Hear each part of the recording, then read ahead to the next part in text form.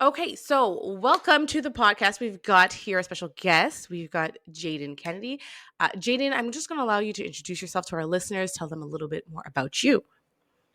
Sounds good. Well, hello. First of all, thank you so much for having me on the podcast. I think what you're doing is awesome. Um, and a little bit about me. So, my name is Jayden Kennedy. I am a real estate broker specializing here in the GTA.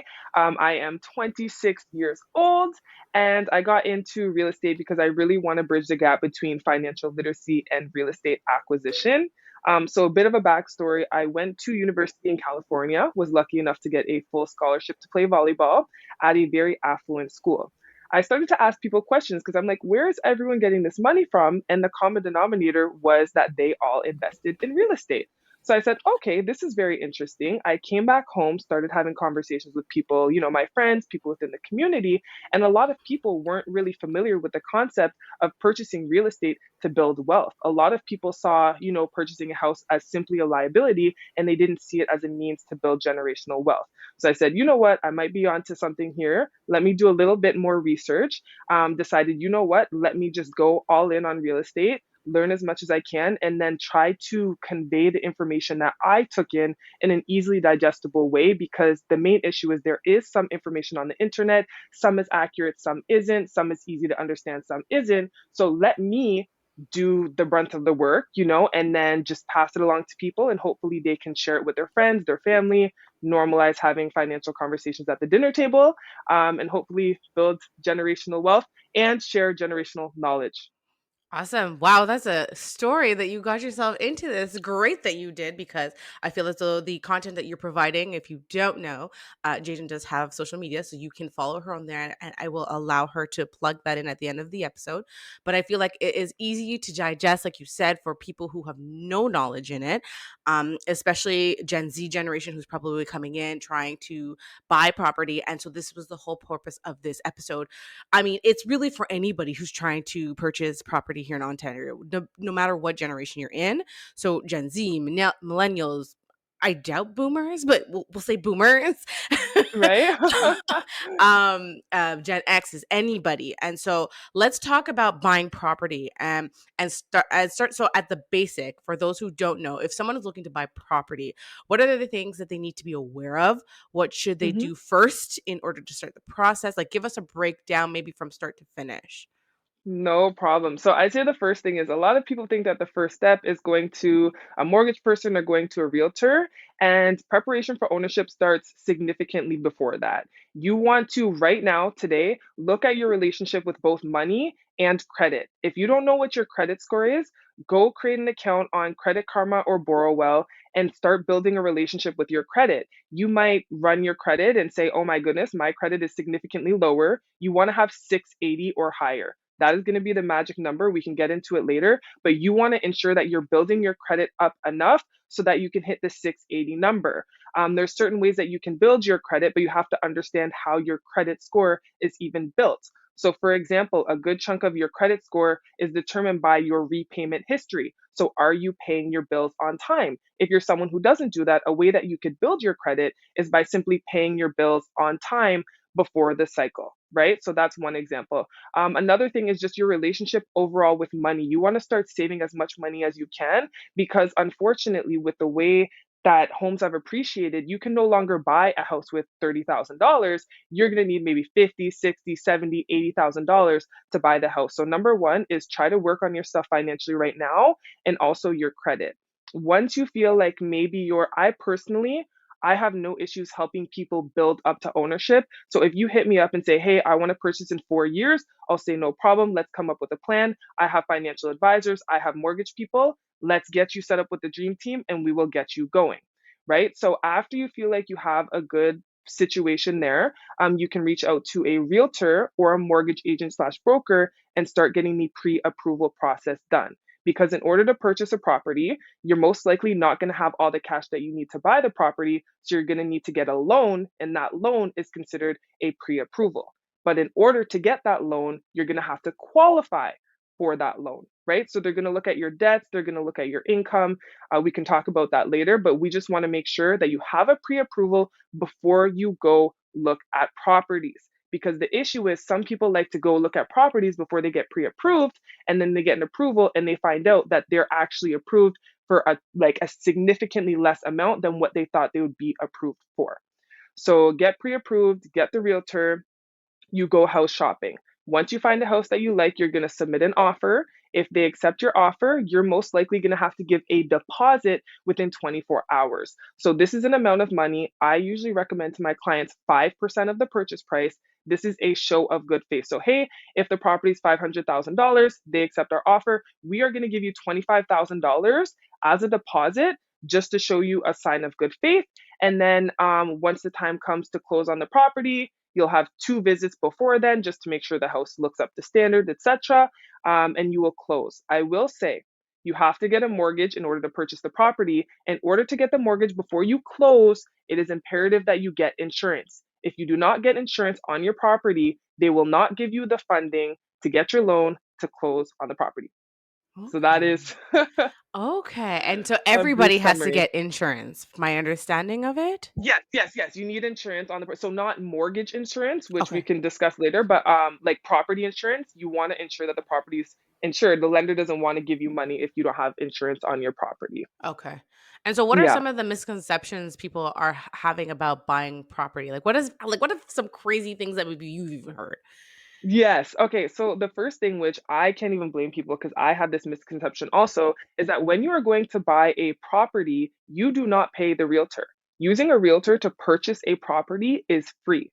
The person who pays the realtor is actually going to be the people selling the house. So the people selling the house will say, hey, okay, this is the commission. Half of the commission goes to you, my listing realtor, and the other half will go to the buyer's realtor. So if you are putting off potentially purchasing a property or using a realtor to buy a property because you don't have the funds to say, pay for a realtor, you don't pay for a realtor on the buyer side 99.9% of the time. Okay. Yes. So Good that's the to first one. know. Okay. Right? Exactly. So it's like some people say, "Oh, I don't want to use a realtor." And I'm like, "Look, it's free. Why not, use a realtor?" Number 2 is that you need 20% down. A lot of people hear 20%, 20%, 20%. You don't actually need 20% down. You can put as low as 5% down on a property. How it works is it's a staggered structure. So for the first 500,000, you can put 5% down.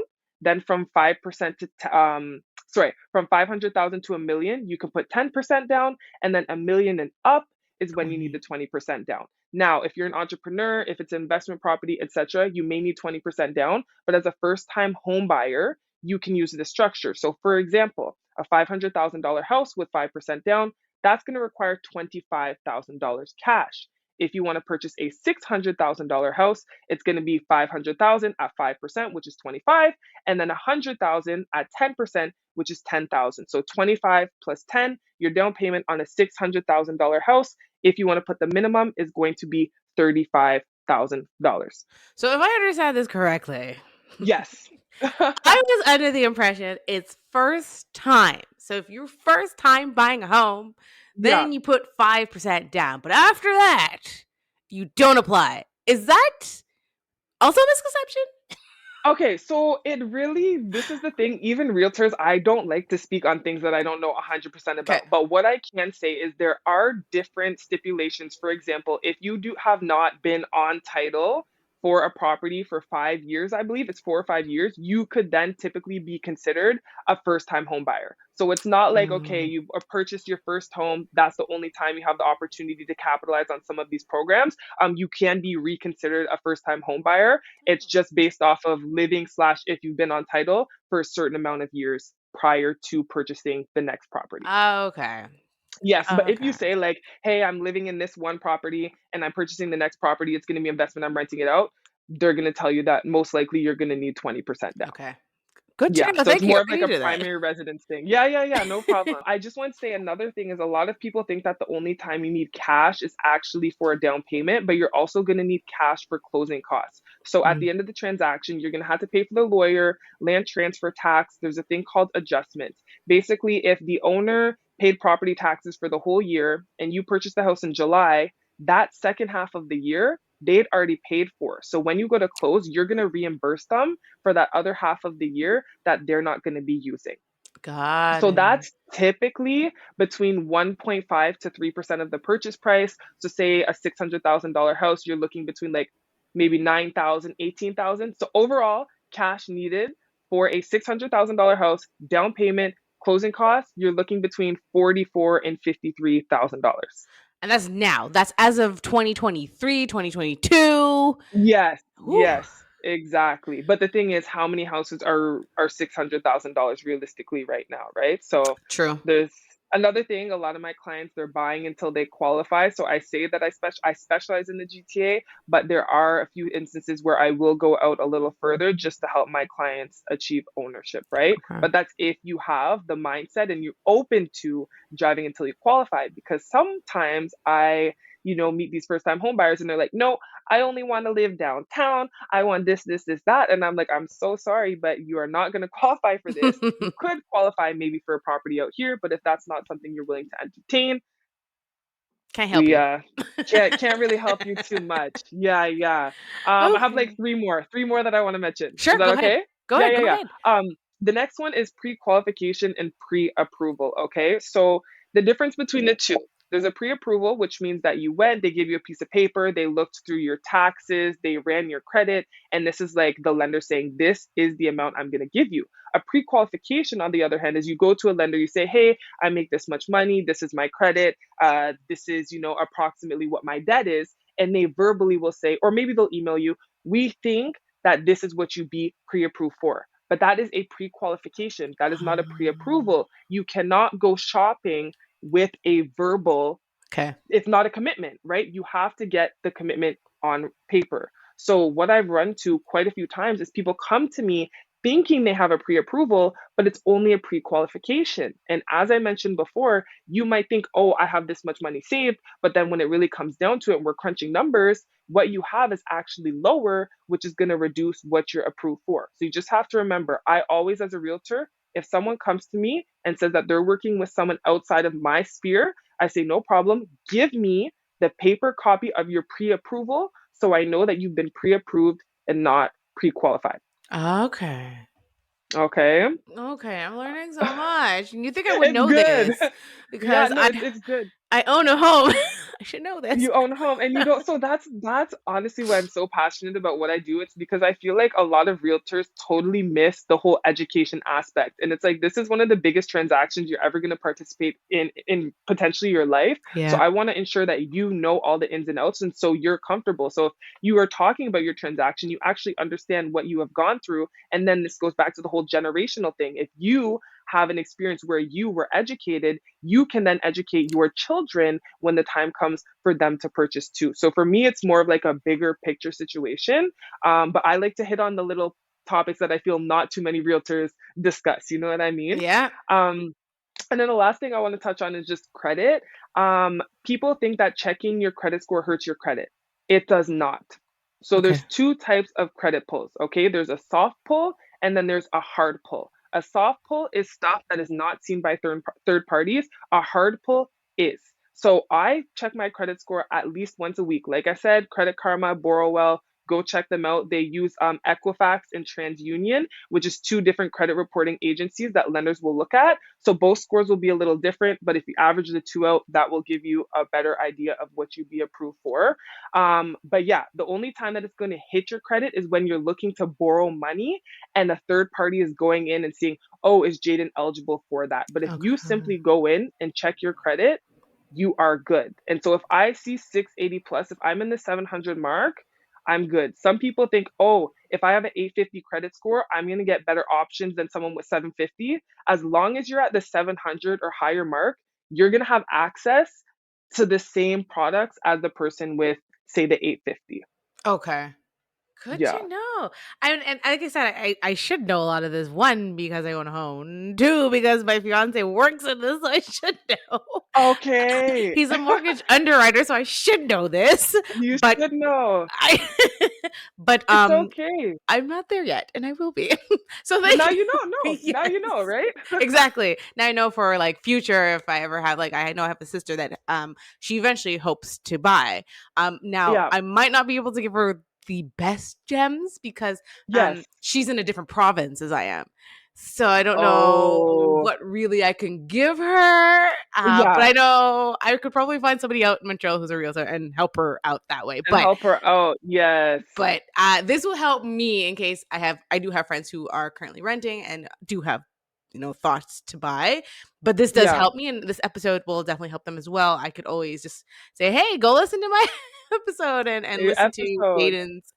Um, On that same topic, I did just want to mention too, like I have clients who have certain budgets and I say, you know what? Maybe your best option isn't to buy in Ontario. If you want to go buy in Quebec or whatever, I have a decent network when it comes to realtors. So there say you you have, go. for example, your sister and she wants to buy in Montreal. I have connections in Montreal that I have vetted, that I trust, Nice. that I'd be more than happy to refer her to. So that's also something for all of you guys to keep in mind also. There you go, listeners. So reach out to Jayden if you're looking to buy, and if you're looking to buy outside, also reach out to Jayden because she's got some connects.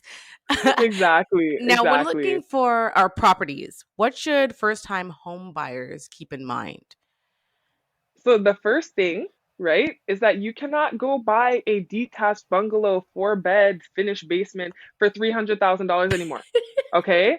So unfortunately, $300,000 might not get you anything in the GTA. Maybe a piece of land in Timbuktu, Oh right? So gosh. the main thing that we have to keep in mind is that we have to use our first home as a stepping stone towards our forever home because our budgets and our incomes are not going to be able to allow us to purchase our forever home on our first purchase.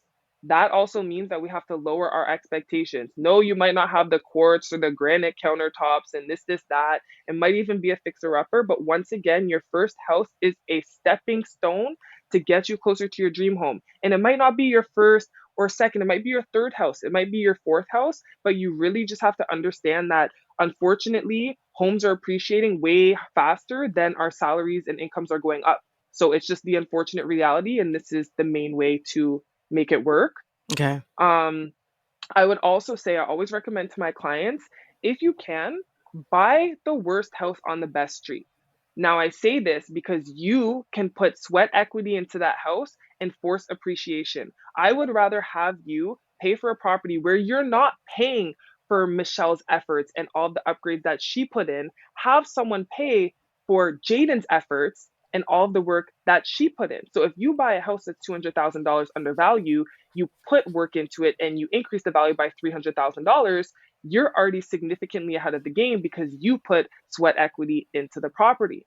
Now, the issue with buying the nicest house on the worst street is awesome. You get a nice house. But if you're in a crap area, once again, I think Mm, big picture, when you go to resell that property, do you think that buyers who have children are going to want to purchase that house? good point. Probably not, Good right? So point. try to purchase properties if you can. Get your realtor. Not a lot of realtors do this. Look at the school districts. Try to position yourself somewhere that's close to good schools because some people, they don't, honestly, they don't care too much about the house. They prefer to have their kid in the right school district Yep. and they will do the work. But if you get one of the crappiest houses in the best school district, you get it at $200,000 less, you bring up the value, someone's going to get that house with, say, the quartz, countertops, whatever. They're going to pay the premium for your effort and you're going to have a bigger buyer pool than if you had a purchased in the crappy area, Yeah. Good point. Um, right? I will say one thing that I'm letting my listeners know now, and this is because this is my experience. Yes. Um, do your research on condo corps. Mm, Do your research. And Jaden, maybe you could say something about it. yeah, yeah. Okay, so once again, this is how I see it, okay? I'm a realtor. At the end of the day, I assume my consumers or my clients, they know nothing, okay? Mm-hmm. So it is up to me to do my due diligence and to make sure that you guys are protected. So I do not know if this is what you are referring to, but for example, there's a few conditions that you can put in an offer when you purchase a condo. One of those is reviewing the status certificate, right? Mm, And in this status certificate, it discusses a few things. So it talks about how the condo board works, the rules that they have. It also talks about, for example, a reserve fund. A reserve fund is a pool that you put your money into. You have monthly maintenance fees. Some of that money goes towards the reserve fund. This fund is money that can be dipped into if there's any big renovations that need to be done to the condo. So, for example, if all of the windows need to be replaced, there's a condo in Pickering right now that needs that, it's $2 million. And their reserve fund didn't have enough money. So, what they're doing is they're passing all of that on to the people who are living in the units. So, you can either pay $10,000 up front or they'll spread the 10,000 out over a few months, right? So that is a cost that you're incurring where if you checked out the status certificate prior to purchasing the property and your lawyer saw that the reserve fund was low, and if you guys got hit with two, three, $5 million, oh my gosh, I forget, I can't think of the word right now. But essentially, if you get hit with that type of money, if they can't float, that's going to be on you. And the other thing that I would want to mention is that that also discusses outstanding lawsuits. One time I had my lawyer review a status certificate and there was 6 lawsuits on the condo. And I'm here thinking, okay, automatic red flag, 6 lawsuits. That's a lot. What the heck is going on? There must be some issues. And when people try to address these issues, they're still there, right? Wow. So that is a huge red flag. I don't know. Is that what you were referring Yes. to? Yes.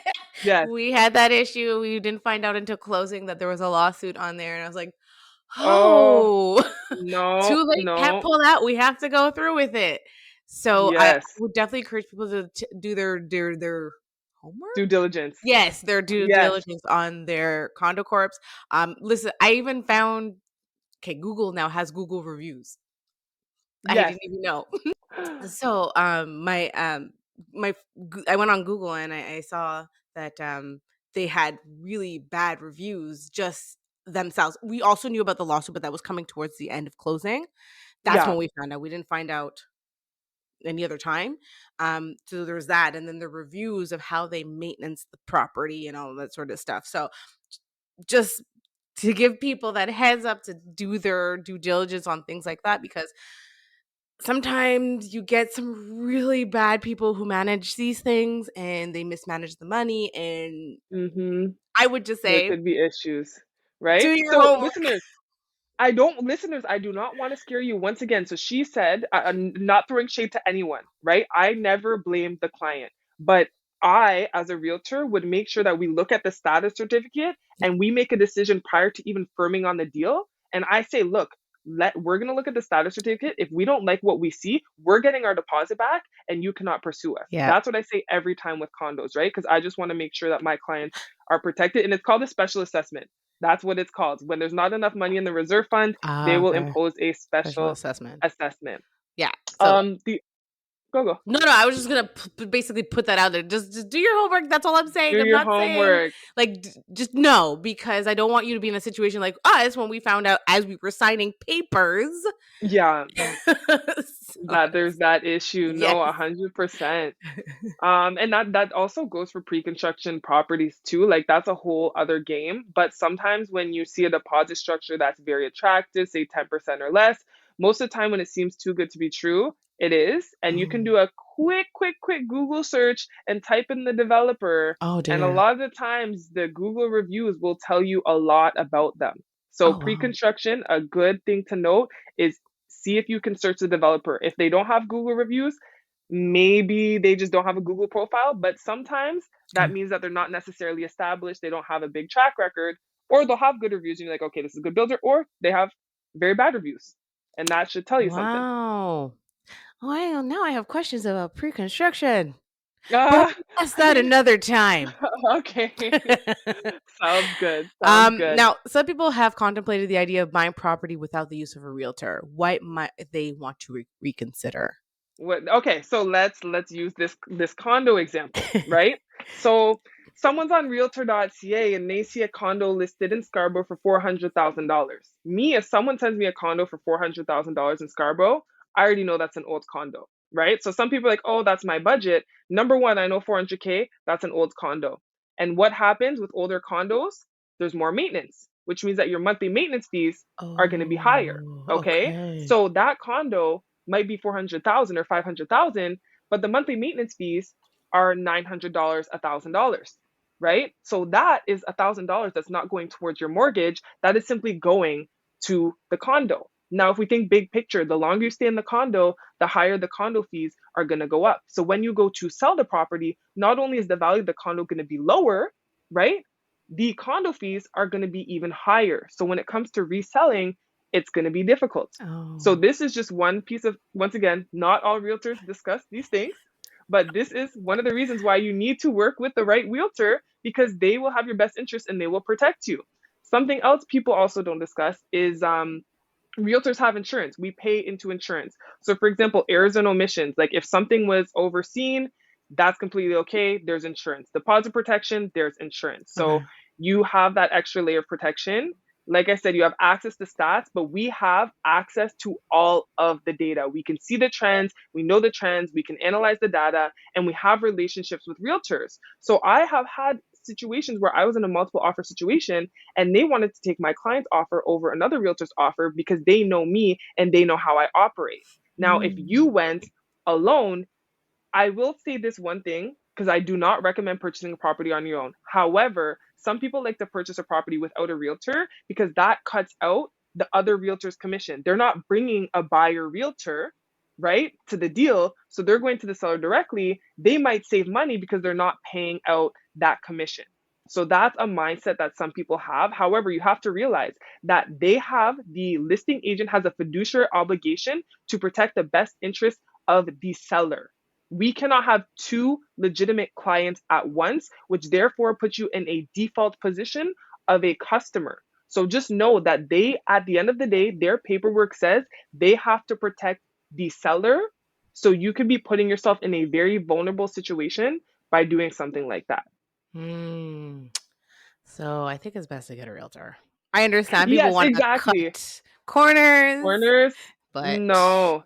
Listen, we're free. What are you doing? We're that's it. free, okay? We understand contracts. I don't know, depending on your job, maybe you're a lawyer and you understand contracts, but aside from that, we are the ones who deal with these contracts. We know them in and out, and we know what's going to protect you in certain situations and what stipulations, for example, reviewing the status certificate, that will protect you in the event that something is off. So I always say go to not only just a realtor, do your homework, go look at the Google reviews, vet the realtor because the barrier of entry is extremely low. And there's some realtors, not trying to be disrespectful, probably don't even know what condo fees are.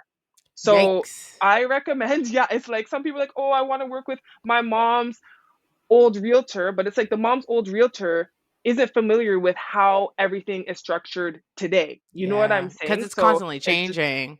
exactly. So it's just like do your due diligence, but 100% I say always use a realtor. Even if they're not the best, at least they have insurance. There you You don't. go. There you go. Right? Exactly. So get a realtor. Get a realtor. Now, what is the difference Yes. between a mortgage from a bank versus Yeah. a mortgage from an agent broker? Okay, yeah, 100%. So a lot of people come to me and say they bank with TD. They say to me, "Hey, I'm actually gonna go to TD. I'm gonna get my pre-approval. No shade at TD, by the way. I bank with TD. And they say, "Hey, I'm gonna get my mortgage pre-approval, and then I'm gonna come see you."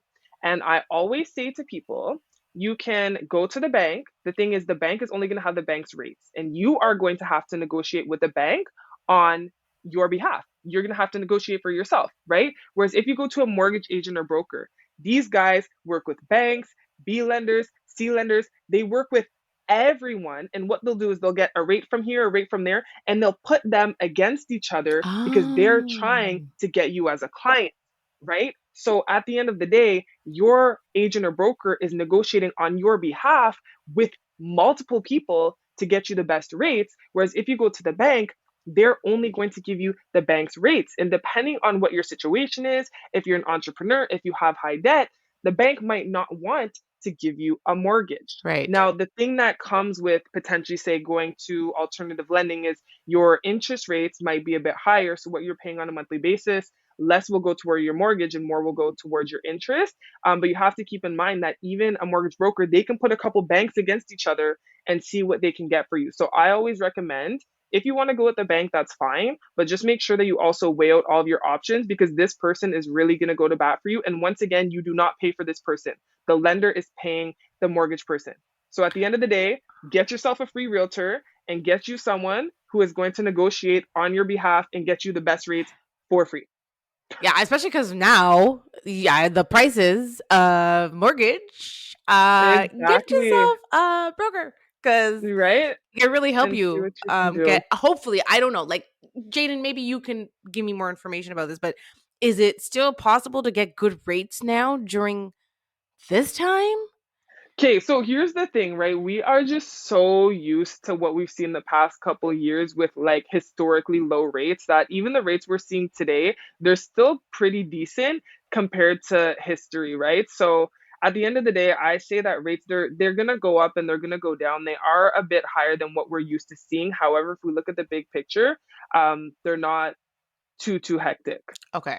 So it's Yeah. possible is what you're It's saying. possible. Yeah, yeah. No, you Okay. just once again talk to a mortgage broker. Like it really just depends on the connections that they have with lenders, sort of the same way I'm saying, like, I'm a realtor, I have good relationships with other realtors, which helps me negotiate. It's the same way with mortgage people and the lenders, right? They might be able to do a favor here and there, depending Okay. on what their relationship is. And the other thing I wanted to mention with banks is that imagine, say I have my TFSA with the bank, I have my savings account, I have my mortgage, they're monopolizing your entire portfolio, right? Mhm. They have all of the leverage. What is going to incentivize them to give you better rates, right? So that's also something to keep in mind. Okay. Okay, good. Being that said, since interest Yes, rates are going up, some people may not yes, be able to own a home. So, there's something I heard called rent to own. Can you talk to us yes. about what that concept is? Would this be an option to help those eventually own a home? Yeah, so in one of the reels I recently posted, I was very passionate about this topic. I hate rent to own. A lot Okay. of people hear rent to own, right? And they're like, "Oh, this sounds like a very, it is a great idea in theory, but the way that it's executed is very poor. And I don't know any realtors who know of a successful rent to own situation. Mm. I will just say that. But how it essentially works is you'll rent a property with the plan of purchasing it at an agreed upon sale price, right? So I am a renter. I'm like, hey, Michelle, let's do a rent to own agreement. Sure, this is what we're going to pay. Awesome. Now, the main issue with this is it cuts out, right, a lot of the middlemen. So we're talking about realtors, potentially mortgage people, lawyers, depending on which lawyer you use. If it's the seller's lawyer, could run into some issues. But my biggest thing here is the lack of regulation.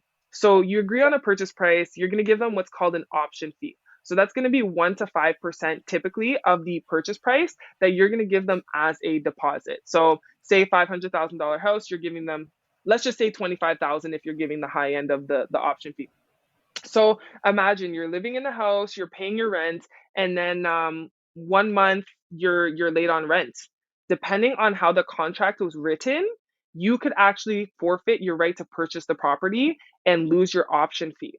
So the main issue I have with this is because of the lack of regulation, there's a lot of people who have a lot of houses who are open to making predatory contracts and capitalize on people who can't own because they're not in the right financial situation or Oh don't have the right no. credit, who don't understand contracts, who then sign contracts and could potentially be manipulated, right? Another issue that I find with rent to own is people are like, okay, in a few years, I'm going to be in the right financial position. But sometimes people, a few years down the line, the time comes and they can't qualify for a mortgage. And when they can't qualify, they then forfeit their option fee. And depending on the situation, the seller might not sell them the house. And another issue on top of that is if the deal falls through, when you are in a rent to own situation, you are basically seen as the owner of the property. So you're the one paying for maintenance, you can do the updates, you might even be paying something like property taxes. But imagine, right? You're living in this house thinking that you're going to purchase it and then you're a month late on rent or you can't qualify at the end and you're losing your option fee and all of your aspirations of ownership when you could have used that time to save more money and get in the traditional way. Oh, gee, so much for that. It Yeah, makes so sense that you could be manipulated though and you could lose it. But darn. yeah, like I'm sure there are successful rent to owns out there, right? But if you are going to proceed with rent to own, just make sure you have the appropriate people in place. If it's not a realtor, at least a mortgage person who Okay. can continue to help you build your quote unquote like portfolio, right? So okay, make sure your credit's good, you're saving enough money, etc. And then also make sure you have a lawyer that can look at this contract and make sure that it is a fair contract. Fair. I hope you guys are listening because these are some gems that she's dropping. Another thing that I heard, Thank you.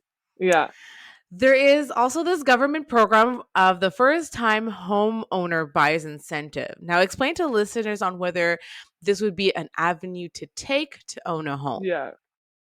Okay, so once again, I have very strong opinions on things. I hate it. I Okay. don't like it at all. Some realtors do recommend it, but they're not thinking long term. Okay. So how it basically works is the government will give you 5 to 10% of your purchase price to put towards a down payment. Now you're thinking, oh, awesome! I don't have any money saved. The government's going to give you money. No, first of all, you need to have the original 5% down, and then they'll give you another 5%. The main Okay. issue that we have with purchasing, but the main issue we have with purchasing the property is the fact that we struggle to save for the original 5% in Okay. the first Fair. place, Fair. right? So it's Okay. like if they helped us with the original 5%, like that would be great. But the main issue with this is that okay, we'll talk about the benefits, right? So the government gives you an extra $25,000 so that your mortgage is $25,000 less. That is awesome. Your monthly mortgage payment is going to be about $150 less. Now, there's always a trade-off, right? They give you 5% on the front end, they want 5% on the back end. Okay. Okay, so 5% is $25,000. That's on the front end. Now, on the back end, historically, real estate tends to double every 10 years. Let's just be reserved. Let's say that the $500,000 house turns into a $740,000 house. Okay, when you go to sell that property, 5% of $740,000 is $37,000. So they are taking significantly more than they gave you, right? Just so you could have $150 less monthly. But in my opinion, I say, you know what, forget that. Pay just the 5%. Don't take money from the government. And when the time goes to sell the property, you're saving that $37,000, That's in your right? yours So in your some pocket. It's not in theirs. They it's don't claim not it in theirs, back. right? So some realtors, they're like, okay, yeah, no, this is a great incentive, but it's like, no, if you think long term, especially, right? I'm going off of average appreciation. That's assuming what if you go in and you do all these renovations, you bought the house under value, you did all these renos, and all of a sudden you personally, not because of the market, but you brought the value of the house up a few $100,000. The Right. government is still going to be taking its cut out of that, even though you were the one that bought all the supplies and did all the renovations, right? So don't get me wrong, there's a couple of instances where doing this incentive will help someone actually just qualify for a home because they can't qualify the traditional way with the monthly mortgage payments. Okay. But the majority of the time, if you don't need this, do not Don't do this use it. incentive, right? Okay. Because it sounds good up front, but you already know the government is doing their 1-2 thing on the back end, It's right? trying to So get some money back from my I think they're trying to claw back from COVID, all that money that they yeah, right. that they gave Hmm. out and they gave to the wrong people. They're like, "So how can we get some money back?" Recoup these costs. And yeah, we're going to take it away from the first time home buyers who've been saving for years to buy a house, and then we're going to screw them on the back end, Yeah. right? Yeah. That's the So, government sorry, I'm for you. passionate about that one. Now, first time home buyers do have the luxury to put down 5%. However, they Yes. automatically have to pay mortgage insurance. What is mortgage insurance? And what do Mortgage. first time homeowners need to know about it? Yes. So this one gets a Jayden stamp of approval. I am okay with mortgage insurance and I encourage people almost to do mortgage insurance. Okay. So what happens is if you put less than 20% down on a mortgage, you're considered a riskier borrower because or a high risk borrower because you didn't put the 20% down. Okay? So this will actually protect the lender in the event that you default on your payment. So say you default on your payment, they are going to be able to recoup those costs, right? The issue is a lot of people come to me, they say, hey, I want to wait until I save 20% down because I don't want to be subject to mortgage insurance. On, say, a $500,000 house, your mortgage insurance, you can't quote me on this, say around $20,000. Okay. This $20,000 will be spread out over the life of your mortgage. So, say 25 Year. years. Mm-hmm. Okay. That equates to what? Maybe $700-800 a year Okay. extra that you're paying to get into real estate significantly earlier. If you want to put 20% down, that's okay. However, are you going to be able to save at the rate that houses appreciate? That's the main issue, right? Because if you have $20,000 now and you want to save to $40,000, that's completely okay. But by the time you have $40,000, is Mm, that house now worth an additional 5%? And instead of 40,000, you're going to need 50 or mm. $60,000, right? So I see personally mortgage insurance as a tool that you can leverage to get into the real estate game earlier. Because if you wait to save that 20%, the house is most likely going to be significantly higher in value, and you're just going to be chasing a never ending finish line. Okay. Okay, I get it now. Because I was wondering what that was. I was like, "Why do we have to pay this? Why do Yeah, we no, need this?" honestly, yeah, and no, that is a misconception too, right? Like a lot of people are like, oh my gosh, mortgage insurance is terrible. And I think, look, if I'm spending $700, $800, say it's even $100 a month, right? An extra $100 a month so that I can get into a house that could potentially double in value in 10 years, that completely dwarfs Yeah. the mortgage insurance, Oh, right? Because yeah. if you can buy that $500,000 house and it goes to $1 million within 10 years, all you really paid was a few thousand Yeah. dollars, right?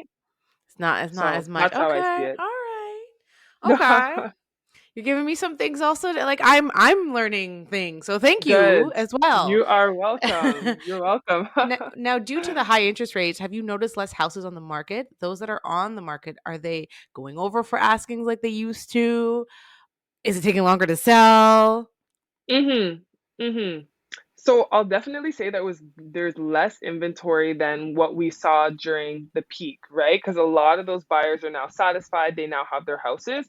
But the main thing that we're seeing is that people were throwing their houses on the market because they saw such high demand and they knew they would make X amount of dollars for their property, right? The main issue that we have now is with increased interest rates means that buyers have less buying power, which means that houses are going to naturally sell for less money. So the sellers who were listing their houses before were listing it, like I said, the majority because they wanted to capitalize on the top value of their house. But right now, that's no longer happening. So those sellers are no longer entering the market, and the buyer pool has significantly shrunk because number one, a lot of the buyers who were looking before already purchased. And number two, a lot of Mm, the buyers who were qualified before who have to relock in pre approvals because interest rates are so high, they cannot qualify. So I always try to let people know. So for example, I might be pre-approved for a $500,000 house at say a 5% interest rate. If the interest rate goes up again, I might not qualify for 500,000, and if I drop below that mark, I might not even be able to afford a home anymore. wow. That's what I'm saying, right? So I always tell people it's not really a market issue or that there's less demand. It's just that people are getting pre-approved for less and people are not qualifying, Yeah. right? So the people who are carrying the market right now are, say, investors or people who are capitalizing on the fact that, yeah, home prices or interest rates are up. They're probably going to go back down in a little bit. And if I can purchase a property $200,000 less than the neighbor paid for it, when it comes to resell, I have a $200, gap that Mhm. I have to play with, right? I would say in terms of how fast they're selling, when it was the peak of the market, a lot of people were listing properties two, three, four, five, $600,000 lower than what they were expecting because they wanted to create bidding wars and have people fight.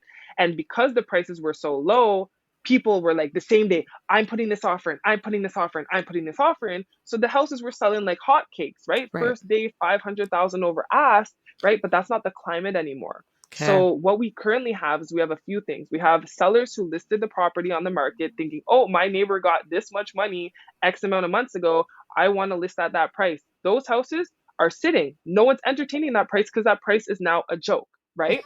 Then we have the people who decide, you know what? Let's use the old strategy. Let's list the property lower than what it's valued at and create a bidding war.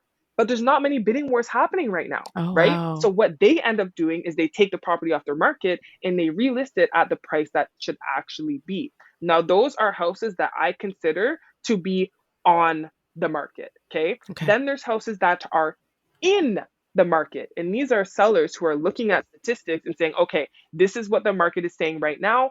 I'm going to list my property and we're going to sell it within a reasonable amount of time for the best price. Because what happens is the houses that are overlisted and underlisted, the longer the property's on the market, statistics show, the less the house is going to sell for. So right now we are seeing longer days on market because we have these people who still aren't understanding what's going on with the market and aren't willing to come to terms with it, right? And then naturally, even the people who are priced appropriately, they're seeing longer days on the market too, simply because there's less buyers Buyers. out in the market, right? If you're looking at say a four, five, six, seven, $800,000 house, first time home buyers, a lot of first time home buyers are getting into the market right now. So those houses might have a few offers. But when you're looking at the $1 million, million Mm. plus, the market, depending on where you're at, might be a little slower right now. So you also sort of have to keep that in mind. But overall, houses are selling before they were selling for like 120% over list, and now they're around 98. But that's because people are starting to list properties at what they're actually valued at. Okay. And they're Does not that make trying to, sense? yes, they're not trying to, you know, one up. Get a bit no. So it's so funny because one of my clients, he was talking to me the other day. There was a house in I think it was like Brampton or Scarborough. It was a duplex and it was listed for like $600,000, which is significantly less than what it should be listed for. Right. And we're like, oh crap, like it should be like a mil, right? We're like, oh Okay. my goodness, this is a good deal. So then we call and they're like, yeah, no. Well, he actually called and they're like, yeah, no, so we want like $1 million. And he's like, Well, why would are you you list it guys at mad? 600? Like, that's because that's an example of a seller that still has the wrong mindset. Yeah. And most people have adopted a new mindset now. So when people see 600K, they're like, oh, wow, they must really be needing to get this property, out of their Sold. hand. Yeah. And then it's like, no, that's not the Just the case. tactic that they're trying to use to Yeah, get it to say, okay. which Yes, is failing. I did notice, because this year we're up for, I don't know. I don't know for Oh, renewal? yeah, I don't know for staying. I don't know for I don't know. And so I was just kind Okay. of curious to know like what is it like. And I do see that in Durham, because I'm in Durham, um, the there's not a lot of houses, and a lot of Mm-hmm. the houses that are up there are, like, in the mills and things like that, and we're just Mm-hmm. curious because we really honestly, Jaden, I couldn't tell you what we're doing. I couldn't tell you what we're Okay. doing. Like, are we staying here another 5 years? Are we selling? Are we what? But we were just kinda curious to see what it was like, and I did notice that, for example, one of the properties that was there was still on the market a week later, and I'm so used to seeing things be gone within 3 days, 2 days, 5 days. Mm-hmm. And I was like, Mm-hmm. "Oh, what's going on?" So, Yeah. I had to ask, like, is it just me? Is it slowing down? Are people selling as quickly as it was Yeah. before? And No, it's not so. I do remember, like, during the height of the pandemic, how things were going like hotcakes. Yeah. We had a house on our block that sold. I don't live in anywhere spectacular. I just want to put this out there. Yes. Okay. It's a townhouse condo. Yes, you're paying condo fees. And this, I want to say, these houses on the blocks are no more than 600, 600. Okay. Okay. Normal, pre-pandemic. Yeah. During the pandemic, they were a mill. And I didn't Wow. understand because I'm like, you have to pay condo fees, right? Yeah. like it's Yeah. not a detached or it's not even a townhouse freehold. You have to pay condo fees.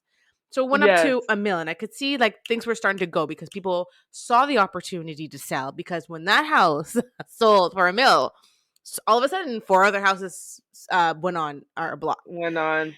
and Yeah. we were contemplating it too. We're like, should we do it? We're like, now we'll wait. Obviously, now we're like kicking ourselves because interest rates brought the house prices back down. We're like, we lost out there. So It's no, you said a lot. The first thing I'm gonna say, shameless plug. Come talk to me and I'll help you guys come up with a plan, okay? Um, but what I wanted to say is number one, the reason why the house prices were so ridiculous in Durham is because we're the cheapest place in the GTA. So oh, people, right? They're out here selling their properties, even a condo downtown Toronto, and they're ready to upsize. They have a lot more capital than even people in our market. We price ourselves out of our own market because people were coming from the West, right? So house oh, prices were going up so high so fast that people were just trying to secure a property at that point, right? So they're like, okay, this house sold for whatever. Let's just try to get into this market because we don't know how much longer this craziness is gonna last, right. right? Um, in terms of this is gonna be a little personal. Hopefully you're okay. But the only question is, when you guys sell, are you looking to upsize or downsize? Upsize. Upsize.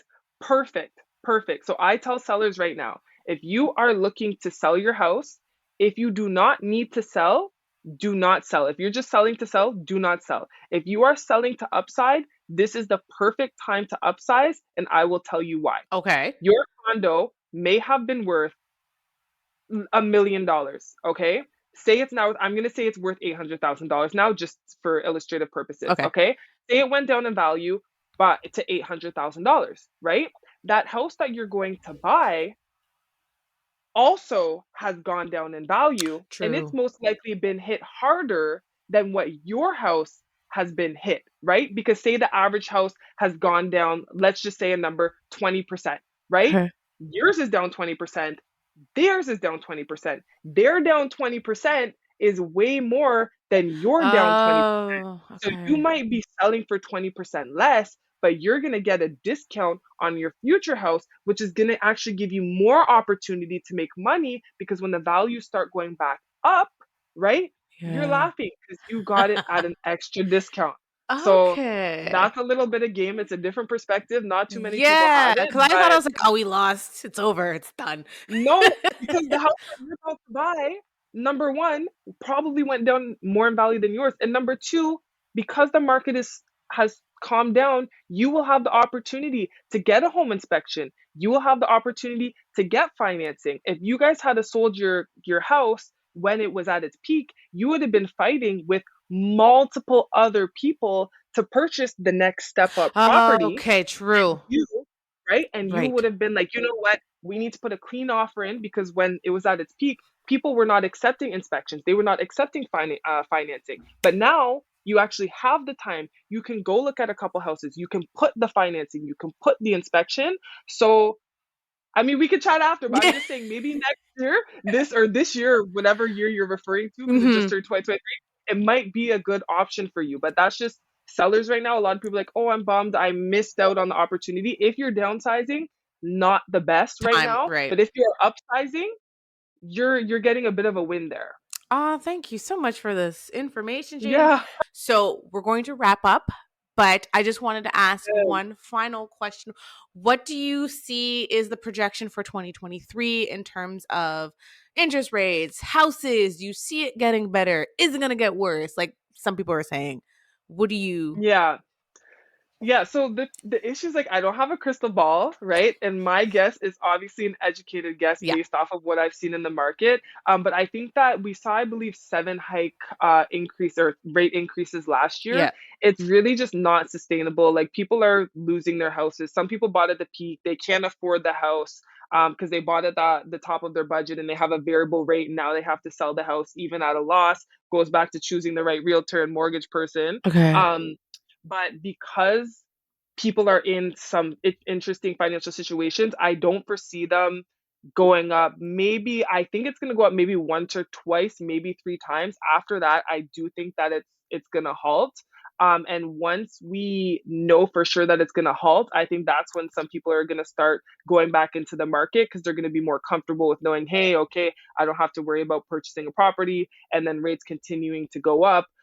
Just for example, my house, I bought it at the peak. I got a variable rate because historically variable rates are lower. Wasn't expecting all of these hikes, and now I'm paying almost 1,600 a month extra since I first purchased the property Ooh, because of the hikes, right? Um, I know it's not the best it situation, but it hurts. is a duplex, right? So there's Units. multiple Okay. incomes coming in. Hmm. Um, but the main thing is just, I think it's going to be more of a balanced market this year. Buyers, like I said, are going to have the opportunity to protect themselves. At the end of the day, they're the one that dictates the value of the house. If someone's selling a house, they think it's worth $2, but the most that a buyer is willing to spend is $1, they're going to have to make a decision. Do I sell for the $2? Or sorry, do I take it off and wait for $2, or do I sell for the $1? And there's a lot of sellers right now who are selling for the $1. So I think it's just going to Okay. be, people are still going to be buying houses. People still need to sell houses, but I don't foresee it being as crazy as it's been. And I think that buyers are going to have a lot more opportunities this year than we've seen in the recent past. Okay. Well, Jaden, thank you so much. I'm going to allow You're you to welcome. take a minute to let us know what's going on with you, if there's anything coming up, where can my listeners follow you or contact you. So go ahead and plug in your information.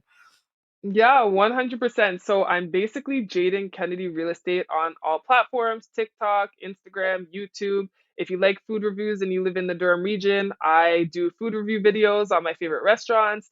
And I'm also gonna do an Instagram live for aspiring realtors. Actually, I don't know when this is gonna be released, but either way, by the time you hear this, there's gonna be an Instagram live posted for people who aspire to be realtors, and you can go check that out, see what it's like to be a realtor, and if real estate is for you. But if you guys ever have any questions, like I said, you can reach out to me via social media. My phone number is 289-943-7934. I would be more than happy just to have a conversation with you, and sort of just go from there. But I like people, I like houses, I love my job. So talk to me. And remember what we said earlier. If you're outside of the Ontario area, maybe Jaden might be able to help you out too. Find you with some good Yeah, connected people to help you whether yeah, you're buying or selling. Okay? Thank you so much, exactly. Jaden, for being on our episode.